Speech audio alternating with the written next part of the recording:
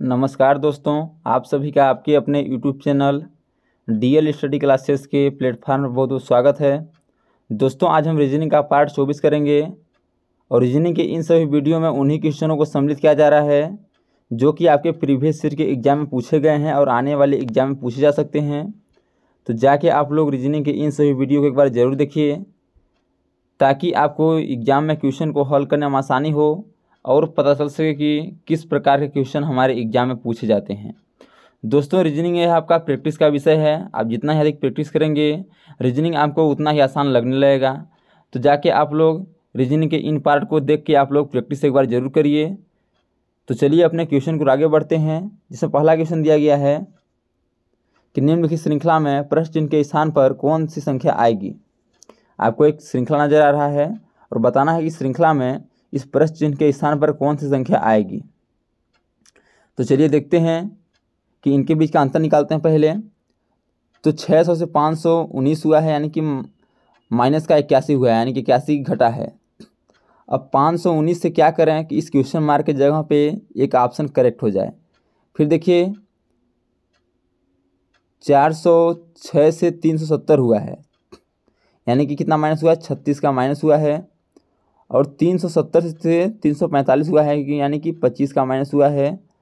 और आपका 345 से 329 हुआ है, यानी कि इस माइनस का 16 हुआ है। तो आपको एक पैटर्न नज़र आ रहा होगा कि माइनस का 16, माइनस का 25, माइनस का 36, यानी कि जब इधर से देखेंगे, इधर से हम देख रहे हैं तो यह बढ़ रहा है, यानी कि आपका 4 का स्क्वायर हो गया, यह आपका 5 का स्क्वायर हो गया, यह आपका 6 का स्क्वायर हो गया। अब क्या होगा, 7 का स्क्वायर होगा। कितना होगा, 7 का स्क्वायर होगा। तो 7 का स्क्वायर क्या होता है, 49 होता है। 7 का स्क्वायर क्या होता है, 49 होता है।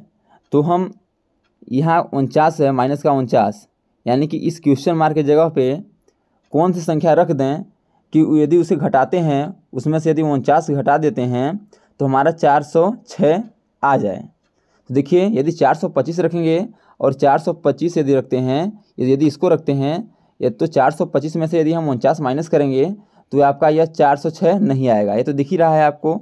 अब देखिए यदि 455 कर देते हैं, 455 में से क्या करेंगे, 49 को हम माइनस करेंगे। 49 क्या करेंगे, माइनस करेंगे। यदि 49 माइनस करेंगे तो आपका यह 9 है या 5 है, तो बगल से उधार लेगा तो 15 हो जाएगा। और 15 में से आपका 9 जाएगा, 6 बचेगा। अब यह 4 है, 4 बचा है, 4 में 4 गया 0, और आपका 406 आ गया। यानी कि इस क्वेश्चन मार्क की जगह पे यदि हम 455 को रख देंगे, 455 को रखेंगे, क्या होगा आपका यह 7 का स्क्वायर यानी 49, इनके बीच का अंतर क्या हो जाएगा, 49 हो जाएगा। अब देखिए आपका क्या पैटर्न चल रहा है, 4 का स्क्वायर, 5 का स्क्वायर, 6 का स्क्वायर, 7 का स्क्वायर। अब यहाँ क्या होना चाहिए, 8 का स्क्वायर, यानी कि 455 और नहीं 519 और 455 के बीच का अंतर यदि निकालेंगे तो इनके बीच का अंतर कितना माइनस हुआ है, तो आपका 55, 10, 65, 455, 45, 55, 65, 64 कितना माइनस हुआ है, माइनस का 64 हुआ है। तो आपको एक पैटर्न नज़र आ रहा होगा कि 4 का स्क्वायर, 5 का स्क्वायर, 6 का स्क्वायर, 7 का स्क्वायर, यह आपका 64, 8 का स्क्वायर होता है, और यह आपका 9 का स्क्वायर होता है। तो इस क्वेश्चन मार्क की जगह पे यदि 455 होगा तो यह आपका पैटर्न बिल्कुल सही होगा। इसलिए इसका ऑप्शन नंबर बी जो है 455 यह करेक्ट आंसर हो जाएगा। अगला क्वेश्चन दिया गया है, क्वेश्चन है आपका कि यदि कमेंट को 417161702027 के रूप में और यह शेयर SHARE को 20104221 के रूप में कोडित किया जाता है तो लाइक को कैसे कूटबद्ध किया जाएगा। तो पहले देखिए कि इनके बीच का लॉजिक क्या है, यानी क्या लॉजिक लगा हुआ है कि ये कमेंट को इतना बड़ा संख्या लिखा गया है। देखिए पहले इनके बीच का हम लॉजिक देखते हैं कि क्या लॉजिक है। COMMENT, यदि इसे नंबरिंग करेंगे तो सी आता है 3 पे, ओ आता है आपका 15 पे, यम आता है 13 पे, फिर यम आता है 13 पे, और फिर ये आता है 5 पे, यन आता है 14 पे, और आपका टी आता है 20 पे। अब देखिए क्या लिखा गया है इसको, तो 4 यानी कि सी को क्या लिखा गया है 4, यानी क्या हुआ प्लस का 1। फिर देखिए ओ को क्या लिखा गया है, ओ को लिखा गया है 17, यानी कि 17 यानी कि प्लस का 2, 15 है और प्लस 2 जोड़ेंगे 17 हो जाएगा। फिर देखिए यहाँ लिखा गया है एम को 16 लिखा गया है, यानी कि प्लस का 3। यदि 13 में हम प्लस 3 कर देंगे क्या हो जाएगा आपका 16 हो जाएगा, ध्यान दीजिएगा। फिर देखिए 17 किया गया है, यानी कि अब प्लस 3 हुआ है तो प्लस 4 हो जाएगा। अब 13 में प्लस 4 कर देंगे क्या हो जाएगा 17 हो जाएगा। फिर देखिए क्या दिया गया है 10 दिया गया है, तो प्लस 1 प्लस 2 प्लस 3 प्लस 4, फिर क्या करेंगे प्लस 5 करेंगे, तो 5 ई के 5 पर आता है, प्लस 5 कर देंगे क्या हो जाएगा 10 हो जाएगा। फिर देखिए 20 दिया गया है, तो एन आता है आपका कितने में 14 पे, और प्लस 5 हो गया, फिर क्या होगा प्लस 6 होगा, तो 14 से क्या होगा 20 होगा। फिर देखिएगा आपको क्या दिया गया है, फिर 27 दिया गया है, तो प्लस 6 हुआ है, फिर क्या होगा प्लस 7 होगा, तो 20 है टी 20 पे आता है, और प्लस 7 कर देंगे क्या हो जाएगा आपका 27 हो जाएगा। तो इसमें क्या किया गया है, इसमें पैटर्न आपको दिख रहा होगा कि plus 1 plus 2 plus 3 plus 4 plus 5 plus 6 plus 7, यह लॉजिक लग रहा है, यानी कि नंबरिंग करके उसे आगे जोड़ते जाएंगे। अब देखिए कि यही लॉजिक आपका शेयर पे लग रहा है कि नहीं लग रहा है, तो SCHARE, तो इसे पहले नंबरिंग कर लेंगे। तो यस आपका आता है 19 पे, एच आता है 8 पे, और ए आता है 1 पे, आर आता है 18 पे, और आपका ई आता है 5 पे। देखिएगा यस कितने पे आता है 19 पे आता है, तो पहले क्या किया था इसमें +1 किया था, तो +1 कर देंगे क्या हो जाएगा आपका, यहाँ देखिए इसको क्या दिया गया है, तो इसे दिया गया है 20 20 10 20, आपको दिया गया है ये 20 10 4 22, फिर 10 दिया गया है। तो देखिए क्या हुआ है 19 से 20 हुआ यानी प्लस का 1 हुआ है, तो पहले प्लस का 1 लॉजिक लग रहा था, तो प्लस का 1 हुआ है। फिर 8 से 10 हुआ यानी प्लस का क्या हुआ है, प्लस का 2 हुआ है। फिर देखिएगा 1 से 4 हुआ यानी प्लस का 3 हुआ है। फिर देखिएगा 18 से 22 हुआ यानी प्लस का 4 हुआ है, क्या हुआ प्लस का 4 हुआ है। फिर देखिएगा 5 से 10 हुआ यानी प्लस का 5 हुआ है। सेम वही लॉजिक ये भी फॉलो कर रहा है। अब उसी लॉजिक से हम लाइक को हल करेंगे कि लाइक का आंसर क्या आएगा। तो पहले देखते हैं लाइक को हम नंबरिंग कर लेते हैं, LIKE, तो यल आता है आपका 12 पे, यल आता है 12 पे, यल हो जाएगा आपका नंबरिंग करेंगे तो 12 हो जाएगा, आई हो जाएगा 9 पे, के हो जाएगा 11 पे, और ई हो जाएगा 5 पे। तो देखिए पहले +1 करेंगे तो 12 में +1 कर देंगे, +1 करेंगे तो क्या हो जाएगा 13।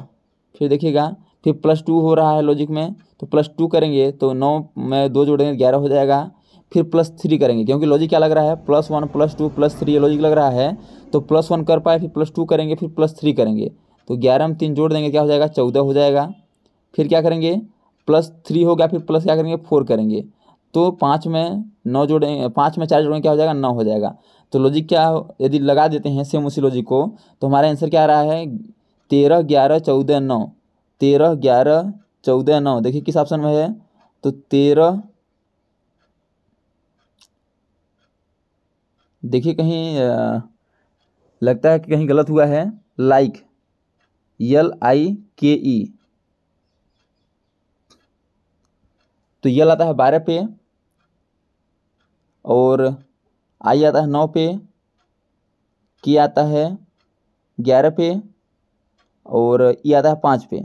तो +1 यानी कि 13, फिर +2 यानी 11, +3 यानी कि आपका हो जाएगा 11 3 11 में 3 जोड़ेंगे 14 हो जाएगा। फिर हो जाएगा आपका 4 हो जाएगा 9। तो देखिए आपका किस ऑप्शन में है, तो ये सही है आपका 13 11 14 9, 13 11 14 9 आपका ऑप्शन नंबर बी में मौजूद है, 13 11 14 9। तो option number B correct answer हो जाएगा। तो दोस्तों मैं आशा नहीं पूर्ण विश्वास करता हूँ कि यह क्वेश्चन आपको अच्छे समझ आ गया होगा। यदि क्वेश्चन में कहीं भी डाउट है तो आप लोग कमेंट बॉक्स में जरूर बताइए, ताकि अगले आने वाले वीडियो में हम उस डाउट को अच्छे से क्लियर कर सकें। इसमें कुछ नहीं है, एक आपको बड़ी संख्या दी गई है, आपको इसको देख के घबराना नहीं है, आपको इसमें समझने का काम करना है। इससे पहले हम नंबरिंग कर देंगे, और नंबरिंग करने के बाद +1 +2 का लॉजिक लगा के उसे हम आगे कर देंगे, तो हमारा आंसर आ जाएगा। अगला क्वेश्चन दिया गया है, क्वेश्चन आपका तर्क से है।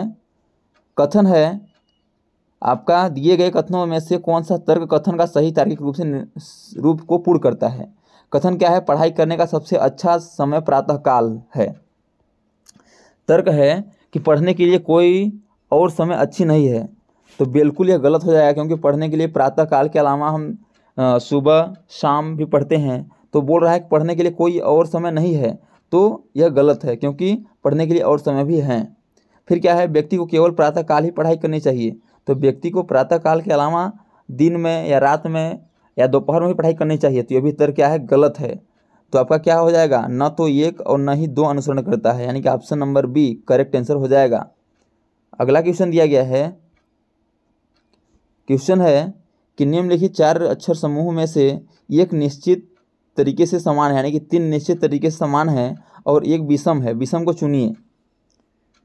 तो विषम को किस प्रकार चुन सकते हैं, इससे पहले नंबरिंग करेंगे तो हमें समझ आएगा कि इसमें विषम क्या है। तो सी आता है आपका 3 पे, एफ आता है आपका 6 पे और डी आता है 4 पे। फिर देखिए यू आता है आपका 21 पे, एक्स आता है 24 पे, भी आता है आपका 22 पे, क्यू आता है आपका 17 पे, टी आता है 20 पे और यस आता है आपका 19 पे। फिर देखिए ए आता है 1 पे, डी आता है 4 पे, बी आता है 2 पे।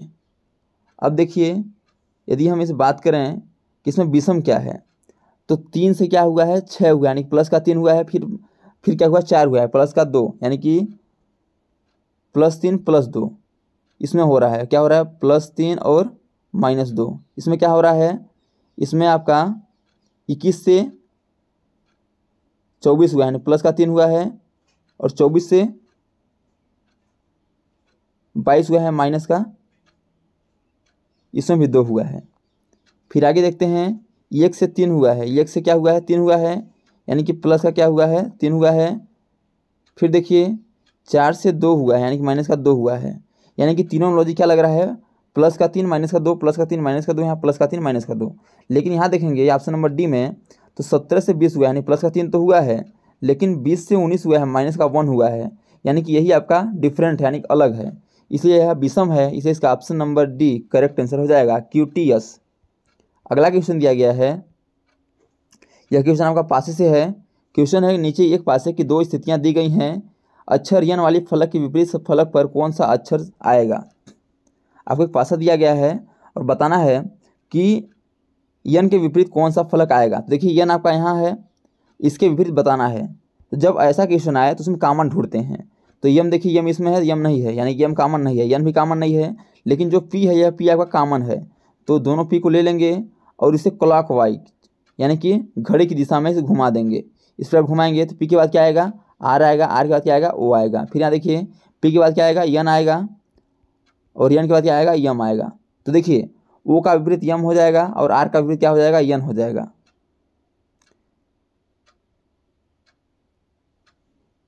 तो क्या पूछा है कि यन का विपरीत क्या होगा, तो यन का विपरीत क्या होगा, आर होगा, जो कि आपका ऑप्शन नंबर सी में मौजूद है, इसलिए इसका option number C correct answer हो जाएगा। नेक्स्ट क्वेश्चन है आपका, क्वेश्चन वेन डायग्राम से है। क्वेश्चन है कि कौन सा वेन आरेख निम्नलिखित वर्गों को निरूपित करता है, कंप्यूटर, कीबोर्ड, माउस। तो यह बहुत ही आसान क्वेश्चन है, क्योंकि कंप्यूटर के भाग कीबोर्ड हैं और फिर उसी के भाग आपके माउस हैं, लेकिन आपके अलग अलग हैं। तो कंप्यूटर से बड़ा सा कंप्यूटर हो जाएगा और कंप्यूटर के अंदर कीबोर्ड हो जाएगा और आपका कंप्यूटर के अंदर ही माउस हो जाएगा, क्योंकि कंप्यूटर और कीबोर्ड, देखिए कंप्यूटर का संबंध कीबोर्ड से है और कंप्यूटर का संबंध माउस से है, लेकिन कीबोर्ड और माउस का संबंध नहीं है। तो कीबोर्ड और माउस को अलग कर देंगे, लेकिन दोनों कंप्यूटर के अंदर ही होंगे, इसलिए इसका जो ऑप्शन है ये एक करेक्ट आंसर हो जाएगा कि इस प्रकार आपका वेन डायग्राम बनेगा। अगला क्वेश्चन दिया गया है, देखिएगा क्वेश्चन क्या है कि निम्नलिखित में से कौन सा विकल्प दी गई श्रृंखला को पूर्ण करेगा। आपको एक श्रृंखला दिया गया है और इसमें कुछ खाली स्थान है, बताना कि इसमें से इन खाली स्थान के जगह पे क्या इसका करेक्ट आंसर हो जाएगा। श्रृंखला दिया गया है ए बी, खाली स्थान ए, खाली स्थान ए, फिर खाली स्थान दिया गया है ए, खाली स्थान ए दिया गया है। तो इससे पहले नंबरिंग करेंगे, 1 2 3 4 5 6 7 8 9 10 11 12। 12 का ग्रुप है, जिसे क्या करेंगे, 4 या 3 के ग्रुप में विभाजित कर देंगे। तो इसे 3 के ग्रुप में विभाजित कर देते हैं। देखिए यहाँ से 3 कर देते हैं, 1 2 3 यहाँ से कर देते हैं, 1 2 3 यहाँ से कर देते हैं, 3 3 का ग्रुप बन गया।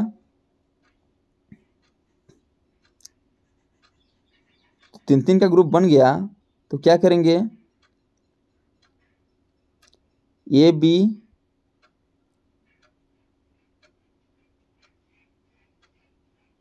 ए बी ए। तो इसमें क्या करते हैं, देखिए ए बी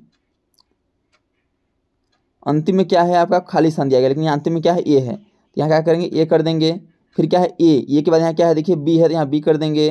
फिर देखिए ए है, ए के बाद क्या है बी है, फिर बी के बाद क्या है ए है, ए कर देंगे। फिर बी के बाद क्या है, तो बी के बाद ए के बाद क्या है बी है, और बी के बाद ए है। इसमें क्या हुआ है A B B A B, इसको हम भरे हुए हैं। तो आपका पैटर्न क्या है, पैटर्न चल रहा है ए बी ए का पैटर्न चल रहा है। तो हम इसके खाली स्थान में क्या भरे हुए हैं, A B B A B. देखिए किस ऑप्शन में है, A B B A B, option number D में मौजूद है, इसलिए इसका option number D correct answer हो जाएगा। दोस्तों मैं ऐसा नहीं पूर्ण विश्वास करता हूँ कि ये सभी क्वेश्चन आपको अच्छे समझ आ रहे होंगे। यदि क्वेश्चन में कहीं भी डाउट हो तो आप लोग कमेंट बॉक्स में जरूर बताइए, और वीडियो अच्छी लगे तो वीडियो को लाइक शेयर सब्सक्राइब जरूर करिए। अगला क्वेश्चन दिया गया है, यह क्वेश्चन आपका कथन और निष्कर्ष से है। क्वेश्चन है कि दिए गए कथन में से कौन सा निष्कर्ष कथन का सही तार्किक रूप से अनुसरण करता है। कथन है कि सभी प्याज भुट्टे हैं, यानी कि जितने भी प्याज हैं क्या हैं, यह भुट्टे हैं, क्या हैं भुट्टे हैं। फिर बोला है कि सभी भुट्टे बीज हैं, यानी जितने भी भुट्टे हैं क्या हैं ये, तो यह बीज हैं। अब निष्कर्ष क्या बोला है, देखिए कि सभी प्याज बीज हैं, यानी कि जितने भी प्याज क्या हैं बीज हैं। तो ये बिल्कुल सही बोला है, क्योंकि प्याज बीज के अंतर्गत है, तो यह सही हो जाएगा। फिर देखिए कुछ बीज प्याज हैं, यानी कुछ बीज क्या हैं प्याज हैं। देखिए कुछ बीज तो प्याज हैं, यह सही हो जाएगा। लेकिन यदि बोलता कि सभी बीज प्याज हैं तो यह नहीं होता, लेकिन कुछ बीज प्याज हैं तो यह भी सही हो जाएगा। देखिए इसमें क्या हो जाएगा कि दोनों सही हैं, तो केवल 1 और 2 3 अनुसरण करता है, गलत हो जाएगा। इसमें देखिएगा केवल 1 और 2 अनुसरण करते हैं, ऑप्शन नंबर डी में मौजूद है, इसलिए इसका option number D correct answer हो जाएगा। तो दोस्तों thanks for watching this video. यह वीडियो आपको कैसा लगा कमेंट बॉक्स में जरूर बताइएगा। और इसी प्रकार के ऑल गवर्नमेंट एग्जाम में पूछे जाने वाले GK GS math reasoning Hindi current affairs व लूसेंट से संबंधित क्वेश्चनों को पाने के लिए हमारे यूट्यूब चैनल को लाइक शेयर सब्सक्राइब कर बेल आइकन को प्रेस करना न भूलिएगा, ताकि जब भी नई वीडियो अपलोड हो सबसे पहले नोटिफिकेशन आप तक पहुँचे। तो आज तक के लिए इतना ही, मिलते हैं नेक्स्ट वीडियो में, तब तक के लिए जय हिंद, वंदे मातरम।